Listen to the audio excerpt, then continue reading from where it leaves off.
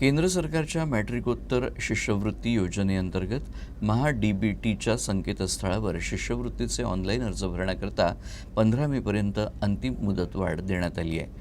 शिष्यवृत्तीचे अर्ज न भरलेल्या विद्यार्थ्यांसाठी अंतिम मुदतवाढ दिल्याच गेलेली आहे.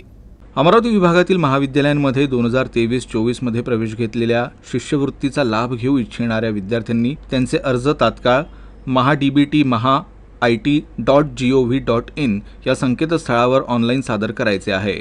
अमरावती विभागातील सर्व महाविद्यालयांनी शैक्षणिक सत्र 2022-23 आणि 2023-24 मध्ये महाविद्यालय स्तरावरील प्रलंबित असणारे अर्ज लवकरात लवकर ऑनलाईन प्रणालीतून संबंधित जिल्ह्याचे सहाय्यक आयुक्त समाज कल्याण कार्यालयाकडे वर्ग करायचे आहेत.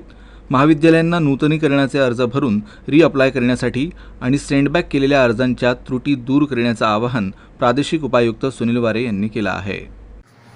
महाराष्ट्र शासनाद्वारे तसेच भारत सरकारद्वारे जी शिष्यवृत्तीची योजना राबवली जाते त्यामध्ये महा-डी-बी-टी या पोर्टलवर अर्ज स्वीकारले जातात आणि मागील शैक्षणिक सत्र म्हणजे सन 2023-24 जे आता संपते त्यासाठी विद्यार्थ्यांना जे अर्ज सबमिट करायचे आहेत त्याची लास्ट डेट 15 मेपर्यंत वाढवलेली आहे.